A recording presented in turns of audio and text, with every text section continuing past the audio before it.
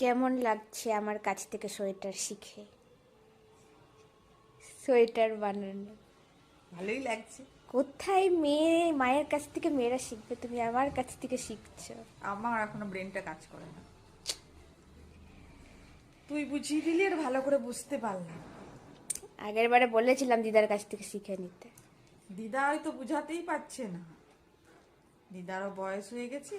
আর নইলে দেখ এইবারে কমন হয়ে গেল সোয়েটার, তুই একটা করলি আমি একটা করলাম, হয়ে গেল দুটো সোয়েটার। হচ্ছে হচ্ছে। মেয়ের কাছ থেকে শিখলাম, কি হবে?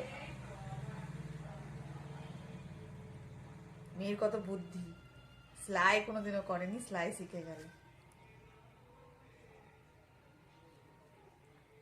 দেখে দেখে হ্যাঁ, আমি কিন্তু ভালো করে ইউটিউব দেখতে বুঝতে পারছিলাম না, তোর কাছ থেকে বুঝতে পারলাম।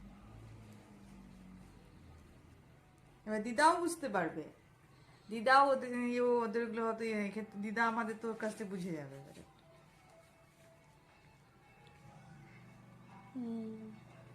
আসলে এত রকমের ডিজাইন দেখাচ্ছে ওরা, দেখাচ্ছে খুব সুন্দর, কত রকমের সোয়েটার বা সোয়েটার ঘেরা কত জিনিস দেখাচ্ছে, বেশিরভাগ তো বিদেশিরা বানায় এসব।